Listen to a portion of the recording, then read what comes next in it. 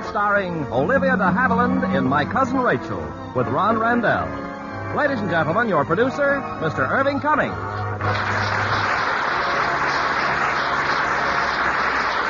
Greetings from Hollywood, ladies and gentlemen. Tonight's play has been widely read as a best-selling novel. It's Daphne du Maurier's My Cousin Rachel. And to recreate her role in this 20th Century-Fox screen success, we have a twice-honored Academy Award winner, Olivia de Havilland. Playing opposite, we welcome Ron Randell to our theater. Now, My Cousin Rachel, starring Olivia de Havilland in the title role with Ron Randell as Philip.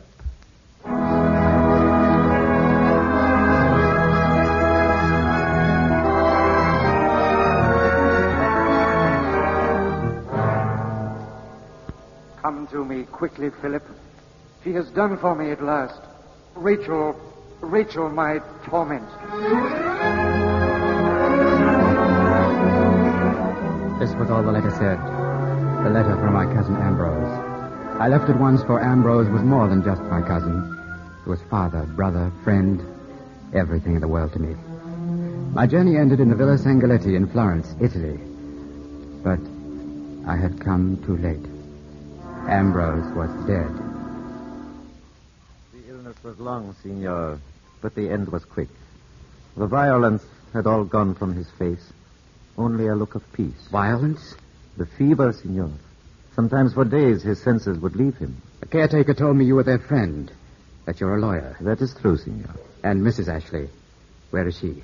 She left here the day after the funeral, at my suggestion. Why was I not informed, at least, of my cousin's illness? His death was sudden, Mr. Ashley. But not so sudden he hadn't time to write to me. She was afraid he might have written. The doctors warned her that he might. Warned? Your cousin's behavior was quite irresponsible those last few weeks. The tumor had created a considerable pressure on the brain. Tumor? The cause of death, Mr. Ashley. May I ask what proof there is of that? There is the death certificate. A copy has been sent to the trustee of your cousin's will, to Mr. Nicholas Kendall in Cornwall. How do you know that Mr. Kendall's the trustee? It is indicated in the will, sir. You've read my cousin's will? But he showed it to me. May I ask how he disposed of the estate? In effect, to you. All of it. He mentions you with the deepest affection. My cousin took me into his home more than 20 years ago, when my parents died. It must be a magnificent estate. Now it is all yours, Signor. Or will be, soon, on your 25th birthday. What about her? His widow? Rachel? She is not mentioned in the will. She'll contest it then, of course. No. Rachel approves of it completely. I see. About my cousin's illness. Yes. Regardless of doctors, that letter he sent... The letters are not the man of a man simply sick. Ambrose was in danger. Sir, believe read this me... letter. There, you see. She has done for me at last. Rachel, my torment. May I ask if there were other letters? Some, not many. He wrote to me in January of meeting the Countess Sangaletti. He said she was half English and a very distant cousin of ours. She was a widow then, Signor. And now, so young and beautiful, Rachel is twice a widow. Anyway, Ambrose fell in love with her. The courtship was brief. They were very happy. For how long? Every moment, until he became so ill. Could the illness have been a relapse, Mr. Ashley? Relapse? That's absurd. He was subject to rheumatics in his legs. Our winters are wet and dreary, so he decided to spend a month or two in Italy. Yes. And his other letters? Ambrose wrote that he was ill. He said there was no one he could trust. That she watched him constantly. Believe me, he was deluded by the fever. Why didn't his wife send for me? Your cousin Rachel is a woman of very strong feelings. Such women do not easily acknowledge defeat. They cling to the things they want, and they never surrender. Where is she now? My cousin. I have no idea. Where is he buried? Or don't you know that either? The Protestant cemetery. The stone ordered by Mrs. Ashley is already in place. When she returns, tell her I was here. And tell her that I know how Ambrose died. Rachel is a woman of impulse, Signor. There is no assurance she will ever come back to Florence.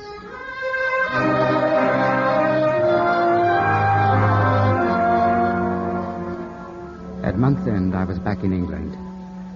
The weeks dragged by.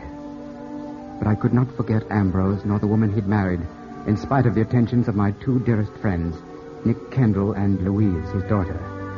It was Nick who brought me the startling news that Rachel was here in England. She just arrived in Plymouth. She writes to tell me of Ambrose's death. Obviously, Philip, she knows nothing of your journey to Florence. What's she after, a settlement? She asks for nothing, not a shilling.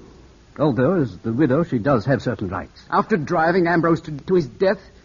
That's a very foolish thing to say, Philip. I wouldn't repeat it if I were you. You still believe that story of the tumor? Ambrose was my friend. I can't sit here and do nothing when his widow arrives. I'll invite her to stay with Louise and me until her plans are more definite. I know you won't want to see her. But I would like to see her. Very much. Oh? Tell her that I'm a plain man, living in a rather plain fashion with no fine manners whatsoever. But if she wishes to see me and her late husband's home, both are at her disposal. You think she'd accept an invitation like that? Send it along. We'll see if she does or not.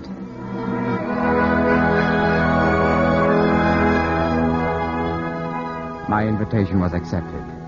Rachel came.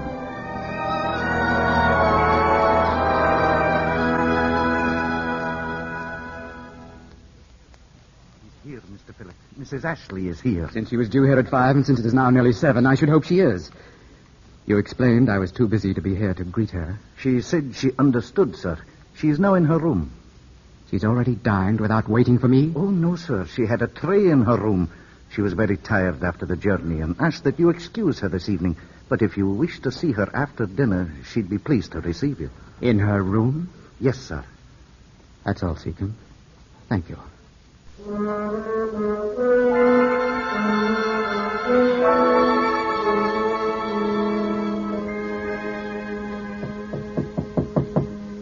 Come in. I am Philip. Philip. Oh, how good to see you. I hope you feel better now. Very much, thank you. I owe you an apology for not coming down to dinner, but I was very tired and dull. I should have been here when you arrived. No, please. Seacombe explained. You must never let me interfere with any of your plans. I want to thank you for letting me come here. It couldn't have been easy for you, Philip. You're welcome here, I assure you. You've no idea what a strange feeling it was, driving through the estate and up to the house, and Seacombe standing by the door to greet me. Everything just as I'd imagined it. Even the clock striking the hour as I came in the door. Ambrose told me so much about... If you'd like to smoke your pipe, Philip, then please do. My pipe? You've been putting it from one pocket to another. Oh, I didn't realize it. You don't mind my smoking? Not at all. When Mrs. Pascoe comes, we don't even smoke in the drawing room. But this is not a drawing room. It's a boudoir. And I'm not Mrs. Pascoe. She's the vicar's wife. Yes, I know. I thought women minded about such things. Oh, they do when they've nothing better to worry about. This room, Philip. Wasn't this Aunt Phoebe's room? Was it? Before you were born. All I remember of Aunt Phoebe is her name. Ambrose never told you of her great romance at the age of 45. Why, no. As a matter of fact, she died on her wedding night. But I think I'd better not tell you the circumstances until we've known each other a little longer. You're sure you're comfortable here? There's nothing you wish? Nothing. Thank you. I'll see you in the morning, then. Good night. Good night, Philip.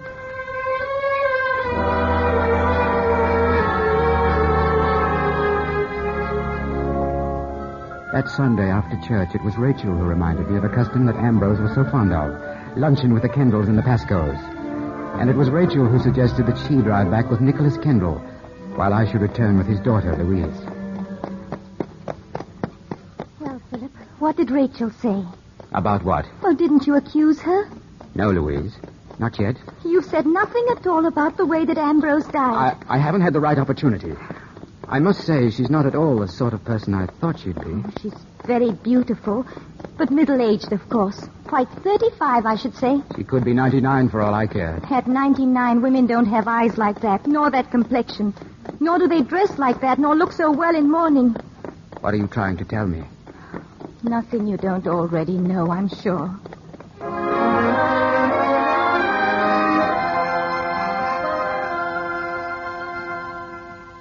The luncheon was very successful, Rachel. I'm glad you thought of it. Your Louise is charming, Philip. She'll make you an excellent wife. Louise is an old friend, but she's not mine. She's practically a child. At your age, I suppose you'd think that. You're teasing me. Not in the least.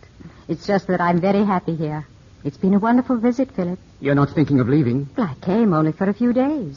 You forget I've a new life to make for myself. Rachel, why did Ambrose never make another will? Do you know? What does that matter now? The fact remains I can't afford to be idle. I must look for work of some kind. In London, I suppose. But you'll invite me down again, won't you? I don't know. You don't know? I mean, I don't know if you want to come again or not. I haven't been altogether honest with you. Honest with me? I should have told you that Ambrose wrote to me during his illness. Or did you know that? No. He begged me to come to Florence to help him, but I arrived there too late. You've been to Florence? Yes. When? How long ago? I spent one afternoon and night there, the night of August the 15th. I saw Mr. Rinaldi. But why didn't you tell me? Why have you let me stay here without mentioning such a thing? I thought at first that you knew. Rinaldi. What else did he tell you? First, I think you should read these letters from Ambrose. Here. They're the last he wrote to me. Thank you.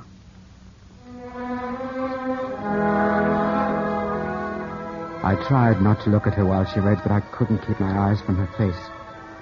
But there was nothing I could define, only her beauty. And then... His letters. How you must have hated me. Yes. Philip, why did you ask me here? To accuse you. Of what? I'm not sure. Perhaps of breaking his heart, which would be murder, wouldn't it? And then? To make you suffer. And then I suppose to let you go. That was merciful of you. More merciful than I should deserve. If that was what you wanted, watch me. Watch me now. Watch me as much as you wish. No, please. Please don't. You're not that woman. You're not the woman I hated. How do you know I'm not? That was someone who existed only in his poor, sick mind. It's very generous of you, Philip. Someday I'd like to tell you about it. About Ambrose and me and our marriage. As much of it as I understand, anyway. I'd never even met a man like him. Strong, tender, without conceit of any kind. For the first time in my life, I knew what peace was. As for him, he was like someone sleeping who'd suddenly wakened and found the world with all its beauty and sadness, too. Guido Rinaldi, whom he detested as much as you probably do, Guido told me once that Ambrose wakened to me as some men waken to religion. But a woman, unhappily, is not religion. She's a human being with human faults, and she shouldn't be judged by the same rules. Ambrose expected too much of you. In any case, finding religion doesn't always improve a person. And waking to the world didn't help Ambrose. He changed. His nature changed. How? That's a question I wish from the bottom of my heart I could answer. The doctor said it was his illness. That out of pain and fear, these deep-hidden thoughts and suspicions came to the surface. But how can I be sure that it wasn't something in me that brought them out?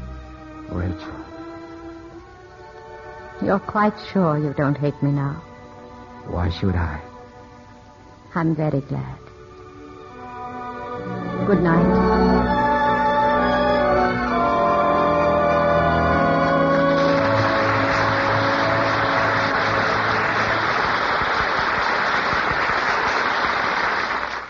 Make a friend, and you make an ally. There's a thought for you to keep in mind, as many another American has, like Fiorello LaGuardia, the busy little mayor of New York, who found time to get on the radio and read funnies to the kids. Here was a man who loved children, and through his love saw the United Nations International Children's Emergency Fund come into being. To start such a fund, LaGuardia went to Europe, not as a representative of the UN, but as an American citizen. He traveled from country to country, investigating conditions, speaking to the people, and making friends. In his native land, Italy, he helped hand out food to the needy and won their admiration. On his return to the United States, LaGuardia worked day and night to sell the need for a children's emergency fund. And finally, the General Assembly of the UN adopted his proposal unanimously. in a resolution which stated that as many children as possible to the age of 18 would receive help from the fund on the basis of need, without discrimination because of race, creed, nationality, or political belief. Workers all over America donated a day's pay to the fund, as did children in all kinds of schools, organizations, and churches. But LaGuardia didn't live to see the full success of the great work he helped to start. His big heart stopped the night before the UN announced aid allocation to over 3,700,000 children and mothers in 12 European countries and China. But others picked up where Fiorello LaGuardia left off. People like him, who knew that by helping others, you help your country. Act 2 of My Cousin Rachel, starring Olivia de Havilland in the title role, with Ron Randell as Philip.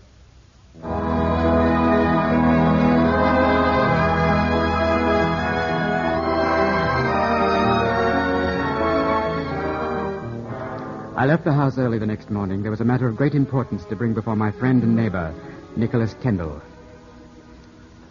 Money, Yes, she's penniless, Philip, I'm sure. And we've got to do something, Nick. Well, how much would you suggest? £5,000 a year. 5,000? But that's a tremendous sum. The entire property might have been due to her. You'll direct the bank to make quarterly payments. No, not until you think it over. I did think it over all night long. Very well. I gather that your cousin Rachel will be leaving us soon. It is my earnest hope she'll delay her departure. At least until after Christmas. But that's several weeks off. Yes. Oh, my best to Louise, Nick. Thank you. I'll tell her you dropped by. I invited half the village to our party on Christmas Eve. Early in the evening, before the guests arrived, I stood with Rachel before the fire. The wine, Philip. Aren't you going to drink it?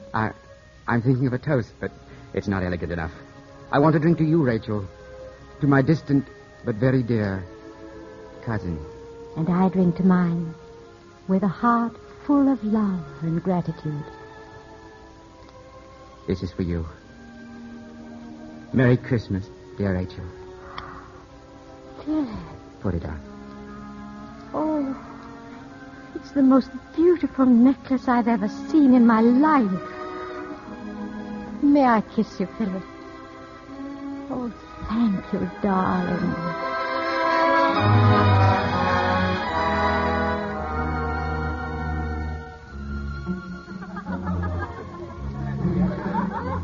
Sorry to pry you away from your guests, Philip, but I must talk to you. You sound very sober, Nick. I am. Your cousin Rachel, where did she get that necklace she's wearing? I gave it to her. Why? That necklace is part of your family's collection. It won't be yours for another 3 months. Not until your birthday. Very well, then. I've loaned the necklace to her for 3 months. Listen to me, Philip. I've come to learn a little more about your cousin Rachel. Some old friends who've wintered in Italy for years. They met her when she was married to Sangaletti, her first husband.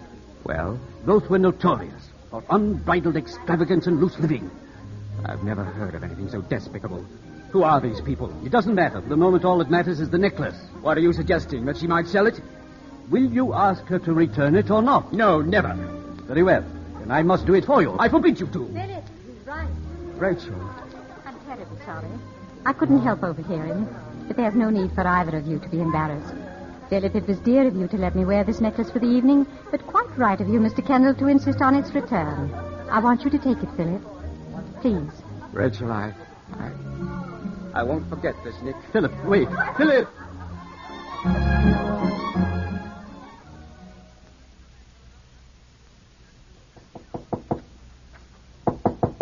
Who is it? It's I, Philip.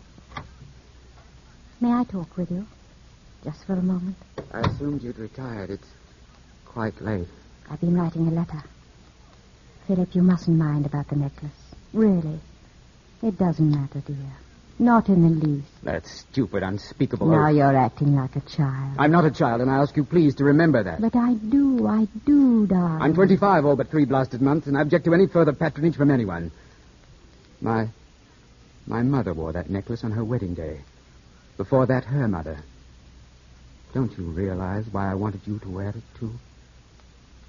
Good night, Philip. And bless you. May I kiss you good night? Oh, my dear.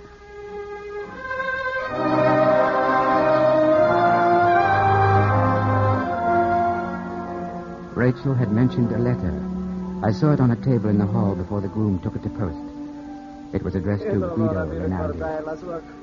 Some weeks later, a windy, rainy afternoon, I returned from some business in the village.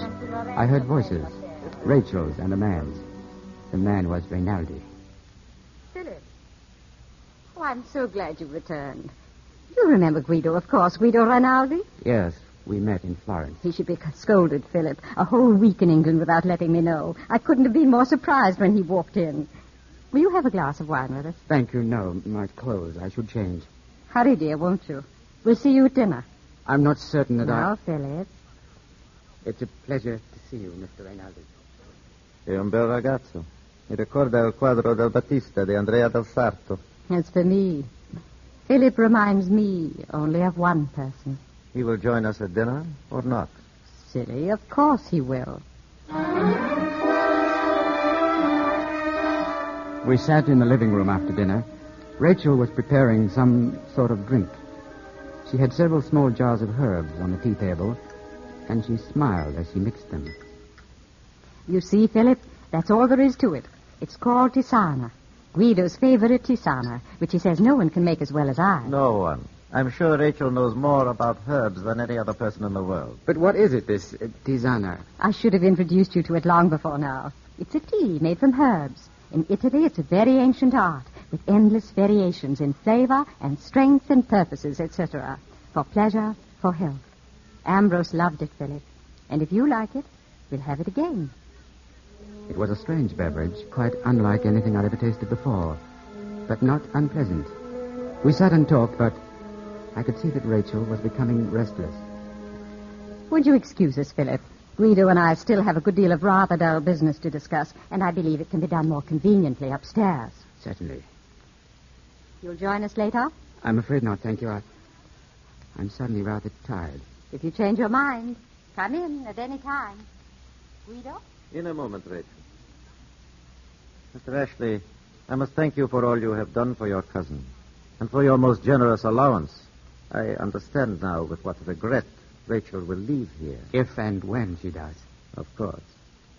About the allowance, it may please you to know that such an arrangement was precisely what Rachel had in mind for you if the other will had been signed. Other will? She didn't tell you. What other will? But perhaps I should not have mentioned it.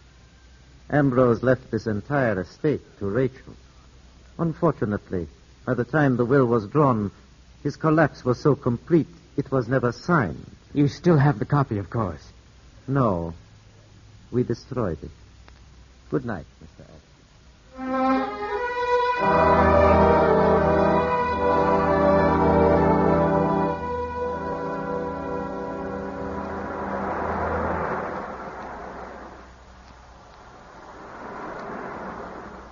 You'll have to go further than this to escape me, Philip.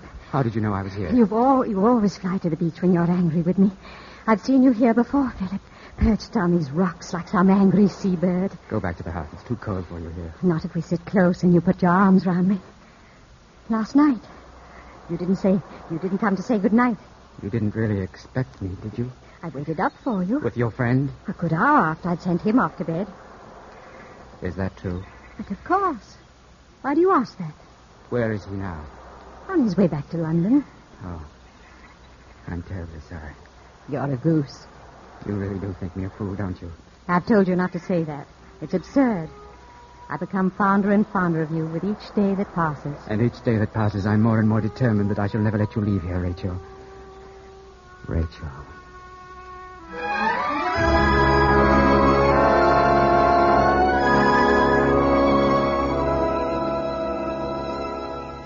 And I beg you, Philip, I beg you to reconsider. I've never heard of such a thing. Never heard of wrong being righted?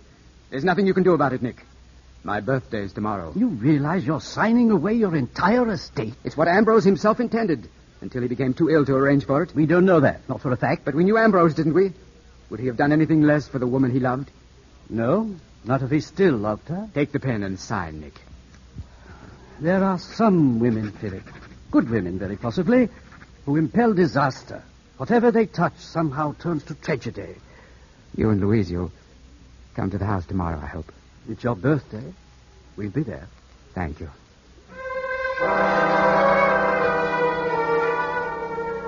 I don't remember ever knowing the delirium of happiness I knew at that night, standing under Rachel's window, calling her name. Philip, what on earth? Did I wake you? Yes, you did. What are you doing there at this hour? Philip, no. You'll fall and hurt yourself. Only a cloud would walk upstairs on such a night. A man in love must scale the walls. You've been drinking. I'm drunk. On love, and I'm here, and we're alone. Don't you know what day this is? It's not day. And if it's your birthday, you mean that's not till tomorrow. The clock's already struck. Tomorrow's here. Your hair's wet. Yes, I've been swimming in the sea. How could you in this weather?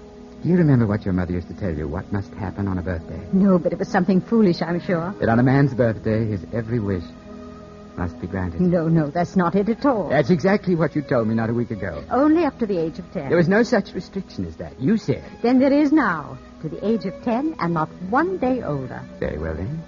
Suppose this time we reverse it. The celebrator will try to grant your every wish. Whatever you want. Home, fortune, or perhaps the contents of this box.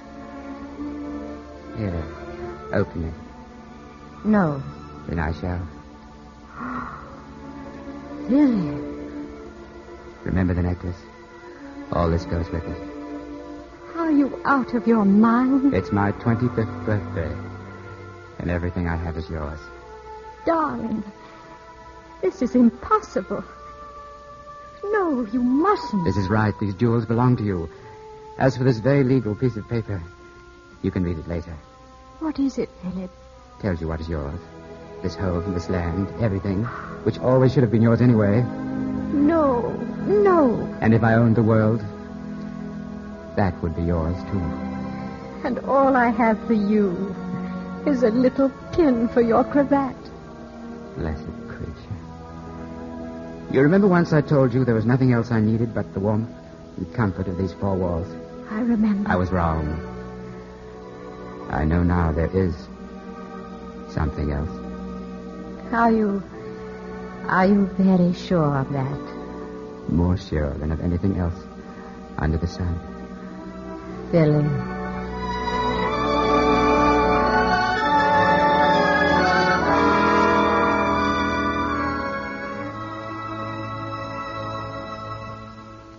We had company the next night at dinner. Nick Kendall and Louise. And so, let me raise my glass to Philip and say that for all his willfulness, for all that he provokes me at times, my regard for him only increases with the years. To you, my boy, to your long life and happiness. To you, Philip. To you. Thank you, Nick, my dear Louise. My dearest Rachel. And now I, too, have a toast. To Rachel, who is to be my wife.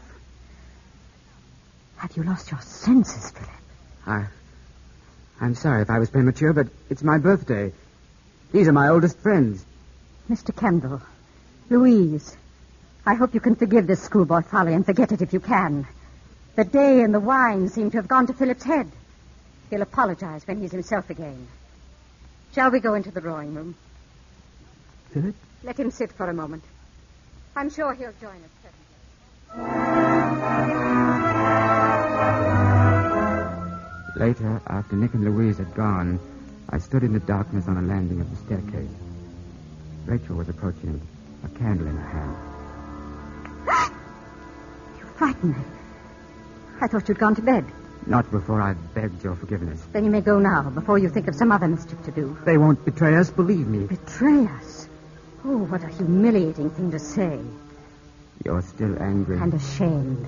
You were neither angry nor ashamed last night when you promised to marry me. I promised to marry you? But you couldn't possibly have misunderstood me. What else could I have been asking that meant all the world to me? Whatever you may have thought, I gave no such promise nor anything like it. Then let me ask you now in the plainest of language. Will you marry me? No, Philip. And you may take that as final and forever. Now may I go to my room? But you loved me. I know you did. It couldn't have been pretense. That was last night. And you'd given me the jewels. Philip, you're hurting me. No. Let me go. Go. Go to your room. But never leave me, you understand? Never leave me.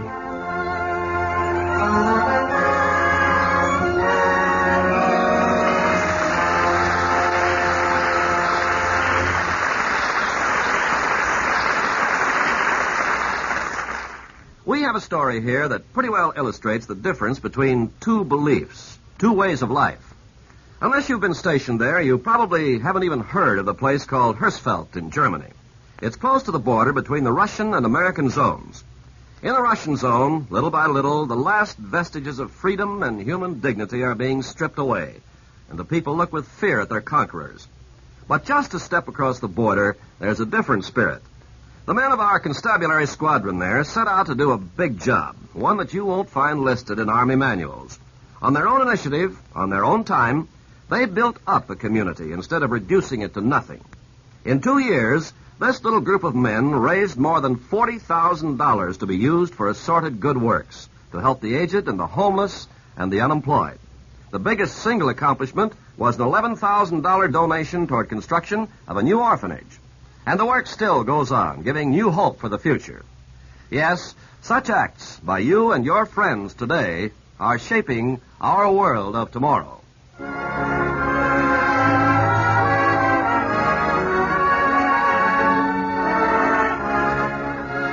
We pause now for station identification.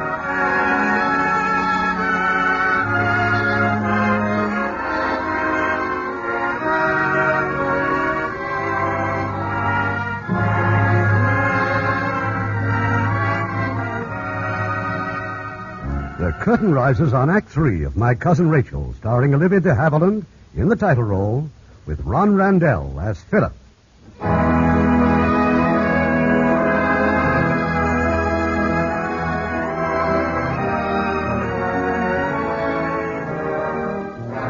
The following afternoon, Louise Kendall rode through our fields to where I was working with the men. She reined her horse and called to me.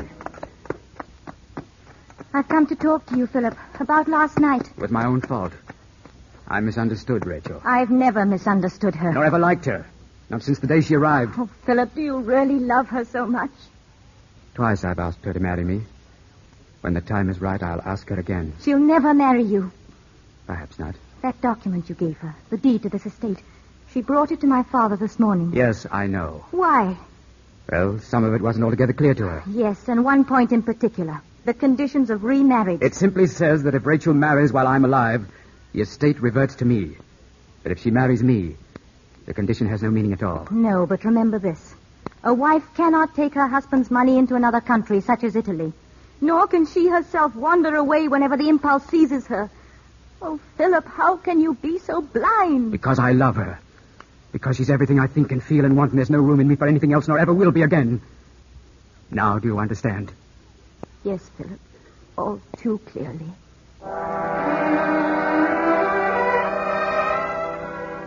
I had not felt well all day.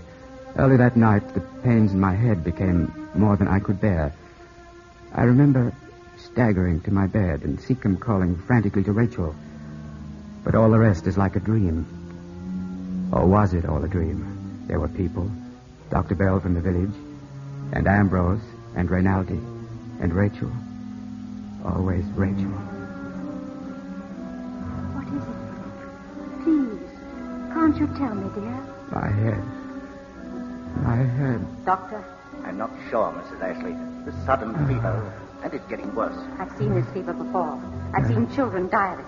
You must do something quickly. Philip, don't you hear me? Don't you know who I am? Ambrose. It's Ambrose. Is this how I died, Philip? Ambrose. You must drink this. You must, darling. Drink it, and you'll feel better. Don't leave me ever. I won't. Promise me. I promise. But you promised me. You said you'd come back to me. No, Guido. No. Not while Philip lives. Blessed Rachel, I do love you so. Not more than I love you, dear darling. Then you'll marry me now. I will. I will. With the happiest of hearts. Philip. Philip.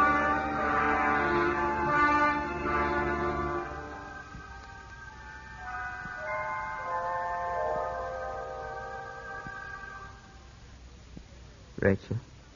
At long last. Oh, my poor Philip. I feel strange. I shouldn't wonder. You've been very ill for a long time. How long? More than 3 weeks. It's not possible. What happened to me? On the continent, we call it meningite. But none of the doctors here ever seem to have heard of it. Then how did they... We worked it out together. I told them what I'd seen done in Italy, such as puncturing the spine to take out the fluid and letting into your blood a serum I made of herbs. You don't remember that? Rachel, I feel so sorry for you. For me? For having such a poor, weak stick of a husband on your hands. Husband? Please, dear. No more talking now. Later, perhaps. Later.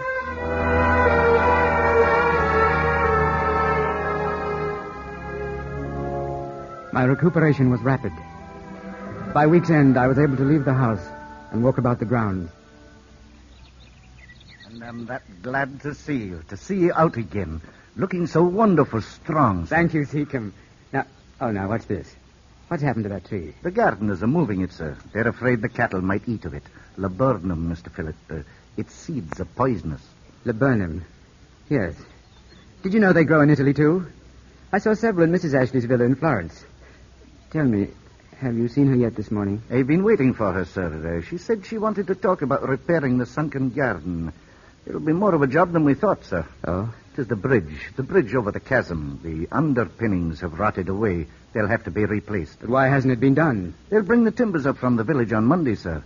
Meanwhile, you'd best warn everyone to keep clear of it. 'Tis a long drop down there to those rocks. I'll warn them, of course. Does Mrs. Ashley know? I cannot say for certain if she does or not, sir. Get about your work, Seacombe. I'll wait for her here. Thank you, sir. But Rachel didn't appear. To my surprise, I learned from the coachman that she left early in the morning and had gone to Plymouth. That evening, when she returned... I'm terribly sorry, dear. I went into Bodmin to do some shopping. I should have told you. Bodmin? You mean Plymouth, don't you? No, dear. I tried Plymouth last week, but I couldn't find what I wanted. Now, what about the headaches? None today. Not the least sign of one. Oh, I'm so glad. Rachel, I heard some gossip that I don't quite like. What are they saying now, Philip? That you're going back to Italy. Of course, but not until you're completely well. But I may not be able to go with you. I don't know that you should, dear. But you might like to come down in the spring for a visit. But is this how you expect us to live? Long separations and visits? Philip, please. Most of my friends are in Italy. And a certain life that I'm more accustomed to, actually, than the life here. I'm sure you must understand that I can't help but miss it. You're tired, aren't you? Yes, I can't imagine where my strength goes. I think I'm quite well again, and then I find it's all I can do to stand on my feet. We'll have tea. Better yet, I'll make tisana, exactly the way you like it. Could we have it upstairs in your room? If you wish, Philip.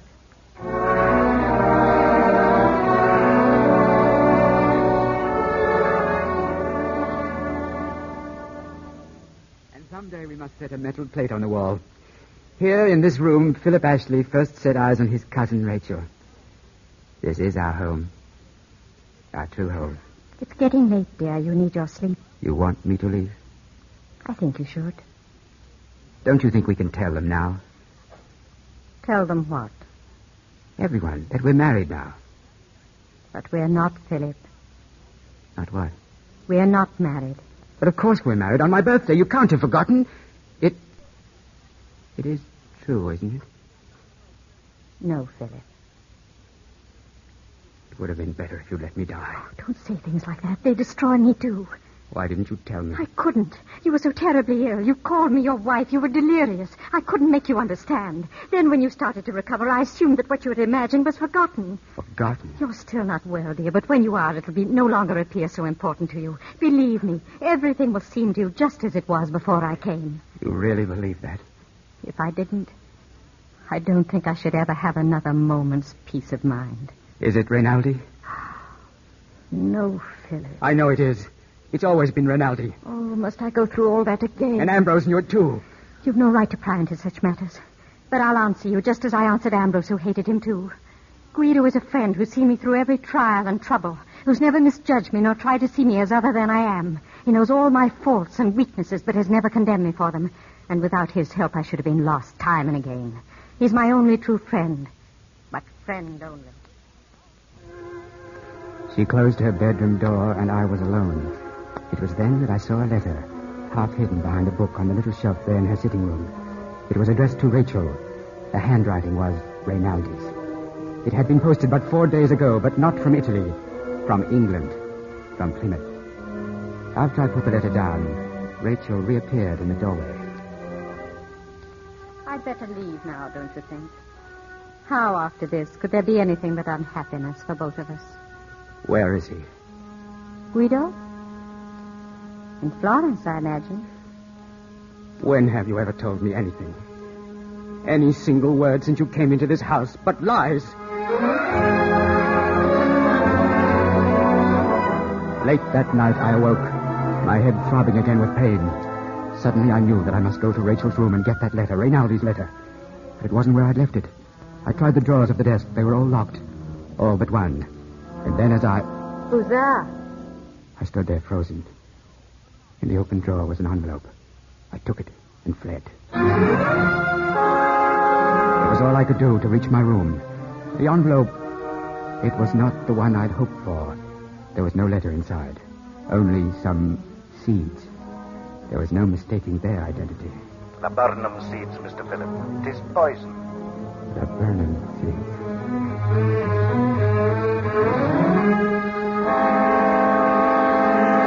Rachel did not leave her room until the afternoon of the following day. I learned from Seacombe that she'd spent the morning packing.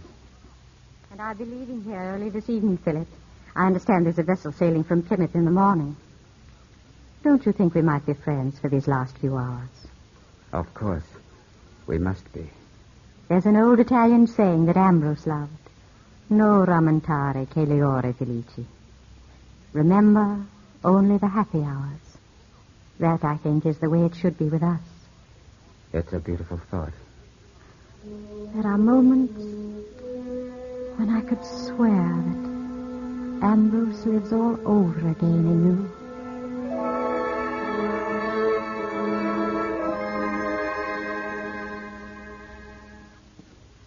You sent for me, Philip.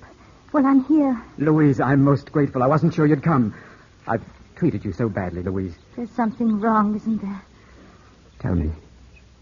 You read Italian, don't you? Not very well, I'm afraid. Rachel has a letter. It's somewhere in her room, and I've got to find it. It's from Reynaldi. Why must you read it? Because I'm convinced now that Ambrose was right. She not only murdered him, but she's done her best to kill me, too. You can't be serious. You told me as much yourself many weeks ago. And with that letter, I'm certain I can prove it. Surely not murder. How else can she marry Reynaldi and still have possession of this estate?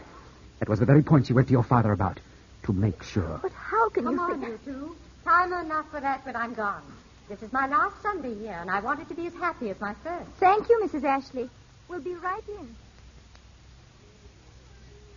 So I leave with only the fondest of memories, Louise. I shall miss you and your father more than I can say. Thank you, Mrs. Ashley. And now I want you to watch me. I'm making my special tisana for Philip. You've never tasted it, have you? No, but my father recommends it most highly. Well, if you like it, I'll leave some of my herbs for you, too. It's much like brewing tea, isn't it? And almost as simple. In Florence, I used to brew my tisana, and then Ambrose and I would go out into the courtyard and sit, often until after midnight, with the fountain playing, and it was very pleasant and peaceful. Your cup, Louise. Thank you. I wonder, Philip, if we couldn't make just such a pleasant place in the sunken garden where we might sit in the afternoons. I've been meaning to speak with the gardeners about it. Yes, Seacombe's mentioned it. If we could find another little statue, like the one in the courtyard... Well, Philip? Here. Your tisana. No. No, thank you. Now, Philip, really. You can't refuse this last cup. You drink it for me, Rachel. No. It's a pity to waste it, but mine's already poured and flavored to my taste. You're in a very bad humor today, aren't you, Philip? I'd like to think it's because I'm leaving. In any case, there's one thing you'll do for me, isn't there? What do you want me to do, Rachel? Your tisana. If you won't drink it now, drink it before you go to bed, won't you? If you insist. I do. It's helped you before, and it'll help you again. Now, who'll walk with me to the sunken garden? I just thought of a little statue I can get in Florence, and I want to make sure in my mind how it'd look from the other side. If you don't mind, Louise must leave in a few minutes. I promised to show her an old map of the estate that someone left with Seacombe yesterday. Of course. You should. I'll go alone. I'm frightened, Philip. Reynald in England, Louise. In Plymouth. But he told my father he was going back to Italy. She's been seeing him there for weeks. She's been lying about that just as she's been lying about everything else. What about the letter? Come along. We'll go up to her room. What if she's destroyed it? We'll find that out. Here's an odd one. Look. A receipt from the bank. She sent them back the jewelry collection. Sent it back? But it's worth a fortune. Yes, how clever of Rachel. That letter. That letter. Philip, look. Here, under the writing pad on the desk.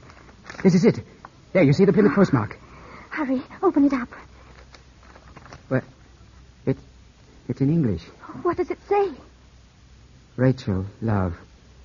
My ship sails Monday midnight. If I don't see you before then... I believe defeated, but with no reproaches. I shall continue to serve you with love and friendship as long as I shall live. As for that boy, if he is so much in your heart that you cannot bear to leave him, by all means, bring him back to Florence with you and we'll nurse him back to health, Guido. But that doesn't sound as if they mean to. What are you doing at the window? The sunken garden. Out there, look, the bridge. She's walking towards the bridge. Philip. The bridge. Oh, God, forgive me. She'll cross the bridge. But what is it? The bell rope at the foot of the stairs, the alarm bell. Yes. Go down and pull it. Ring it hard. I'm going after her.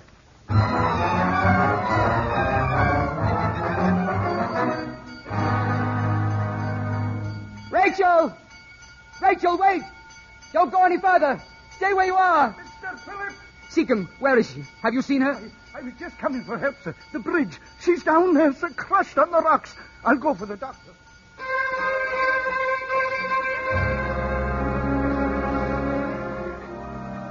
I'm here, Rachel. Darling.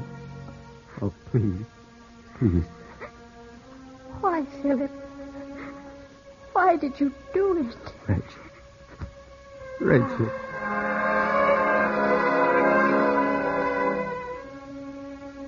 She said nothing more. Rachel was dead.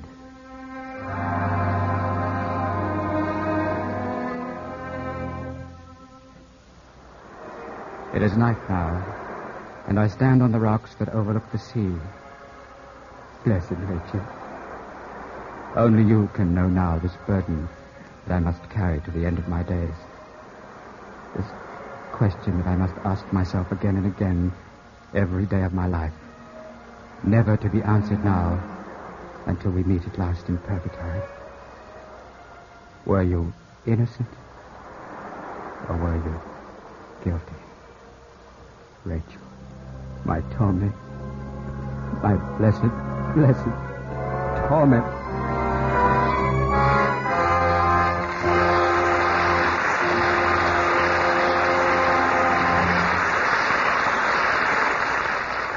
In a moment, our stars will return. You know, I read a story some time ago that made me realize that there can be heroes of peace as well as heroes of war. It was about a husky MP in Tokyo, name of Earl S. Whitney, Jr. He'd been supporting 2 war orphans, a Chinese and a Japanese, for 3 years on a private's pay. He took little Fan Tung, aged 13, under his wing first when the Chinese lad began hanging around the Tokyo base. Whitney rented a place for Fan Tung and took over the duties of a father. Then Hiroyama Chokichi, aged 15, came along, and Whitney spread the other wing for him. For 3 years, he fed, educated, maintained, and clothed the pair. And then he took on a night job in a service club to earn some extra change. He needed it. His army pay was $111.90 a month, and he spent about $100 a month on his 2 kids. He called the boys Mickey and Jimmy Whitney, and hoped that someday they'd all wind up at his home back in Southern California. But in the meantime, even though he was only a private in the Army, he was a real hero to those 2 war orphans. And it all goes to prove that such acts by you and your friends today are shaping our world of tomorrow. Now, Mr. Cummings with our stars. And here they are, Olivia de Havilland and Ron Randell.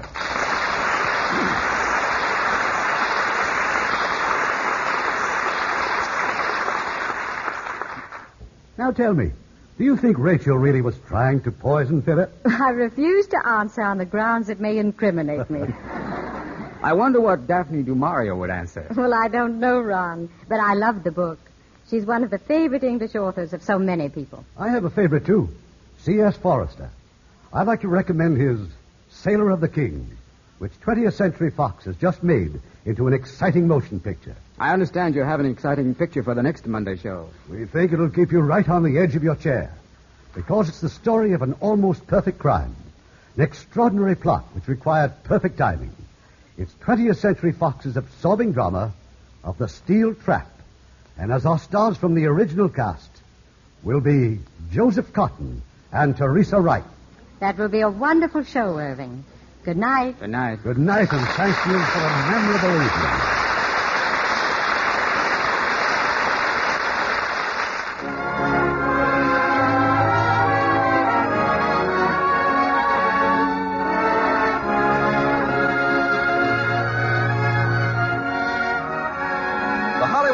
Theater is produced by Mr. Irving Cummings. Our orchestra is under the direction of Rudy Schrager. This is Ken Carpenter inviting you to join us next week at this same time for another presentation of the Hollywood Radio Theater. Hollywood Radio Theater is a presentation of the United States Armed Forces Radio and Television Service.